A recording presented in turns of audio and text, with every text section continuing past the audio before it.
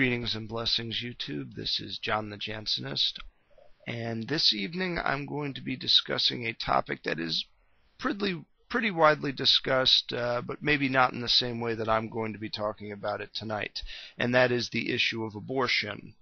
Now, there's a lot of talk, a lot of fist-wringing regarding the issue, the rights of life of all people.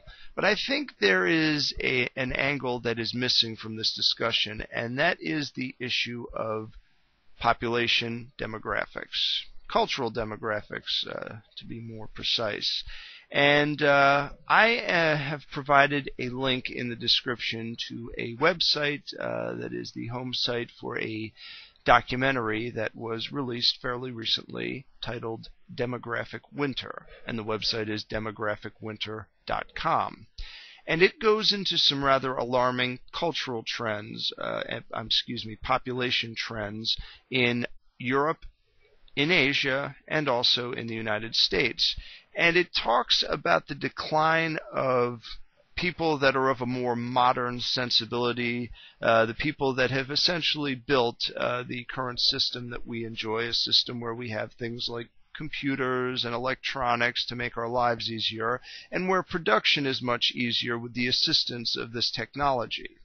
Now, the problem is that the people with the wherewithal and the know-how to create and to maintain this technology, and indeed the society that we have now that allows this to exist, are essentially dying off. They're not replenishing themselves with children with whom they can instill the knowledge that we have attained up until this point. And speaking from a Christian perspective, this isn't a problem for me. I have no problem with having a large family, and indeed that is what I plan to do. Whether it be a family of 3 or 4 children or more is up in the air. That's entirely in God's hands. But the thing is that I am a minority in this regard. Most people that essentially view procreation as a positive and who basically feel it a duty to continue in it are people that are of faith. And people of faith are not necessarily people who are worldly. And when the time comes, we will need people who are both of faith and people who are worldly in order to maintain this nation, lest it will slip into chaos, which is something that I don't want to see happen. I don't currently like the way that this country is going, but I definitely do not want to see it destroy itself, which is what it will do if it continues down this path. Since the legalization of Roe v. Wade, there have been upwards of 50 million babies that have not been born because they have been murdered in the womb. This in and of itself represents 1/6 of the current population of this country, and this does not include all of the people that were not born because of birth control or because of a variety of other factors that can basically be connected to the cultural trends that have been present for the past century, and in particular the past 40 years. Now, in the immediate present, as it were, the population trends manifest themselves not so much in a direct decline in total population, but in a decline in the population of younger generations. We still have older people, but we're having less younger people. Now, why is this a problem? It's a problem because we have this mentality that once you reach a certain age, you are not obligated to keep on working and producing. You go into retirement. And in order for your pensions and all of your other stuff to be funded, you need younger people working and paying into the system. Now, would this be as much of a problem if we were more self-sufficient and we didn't rely on things like Social Security, Medicare, and Medicaid to keep us viable in our post-employment lives? Probably not, but even still, it would be a problem. And I will tell you why right here. And the DVD gets into this, Demographic Winter as it was. When you have less people in a country, you have less productivity. Less productivity means you will have less goods and services. So what that means is that in spite of the fact that there are less people that need to be employed, there will also be less employment opportunities. So you will have higher unemployment. You will have older people that have retired not being employed and taking money out of the system, and you will have less younger entrepreneurs providing jobs to other younger workers who will need those jobs in order to keep our economy going. There is no positive to population decline. Abortion is the most egregious case of population control, but the entire concept itself is left wanting in many respects. We have the bogus assertion that the whole planet is going to heat up due to the current technological activity of human beings, completely oblivious to the fact that productivity will yield cleaner results if indeed man-made global warming, or anthropogenic global warming as it were, is an actual fact, which it is not. It has not been proven. There is no sufficient evidence that it exists, and even if there are certain warming trends, they have since subsided, and we are now going through a cooling trend, and I've provided links to evidence regarding that as well. Basically what I'm getting at here is this. There are two kinds of people in the United States and in Western culture in general. There are those who are of the mindset that we live on this planet in order to enjoy life, and that we are not obligated to put something back into the world as it is.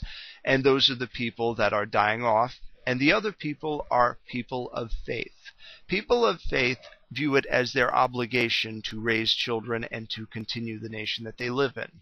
Now, what is the problem with America specifically in this respect? The problem is that most of the people of faith that are procreating are not Christians, and the same is especially true, even more so, in Western Europe. Those who are procreating more are Muslims, and Muslims do not share the liberty-loving values that we as Westerners enjoy and support. They are of a completely different mindset, a mindset that is 100% incompatible with what we believe. I have more in common as a Westerner, even with my atheistic fellow Westerners, than I do with Islam, despite the fact that Islam claims to be 75% the same religion as Christianity. In my opinion, and in the opinion of most of the early church fathers who wrote on the subject, Islam is nothing more than an offshoot of the Arian heresy that's been given a Zoroastrian pagan twist to it, and it is essentially one of the two beasts mentioned in the book of Revelation, specifically the beast of the East that subsumed essentially a major part of the early Hellenistic Empire. In fact, I provided a link to a writing by St. John of Damascus, who lived during the early days of Islam, and he discusses in great detail who the first Muslims were and where most of the relics that are considered holy by Islam originally came from, and I provided a link for that in the description, so definitely check that out. So what am I trying to get at here? In order for America and for Western culture in general to remain viable and to remain free, we have to accept certain responsibilities, and one of those is our posterity. We have to raise children, we have to properly educate them, we have to nurture them, and we have to love them.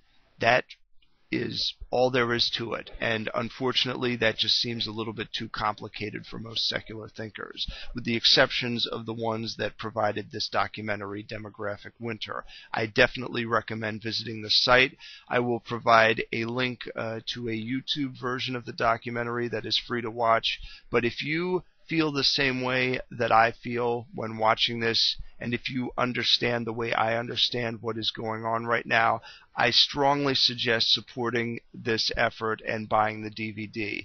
Put some money into this effort because it's definitely needed.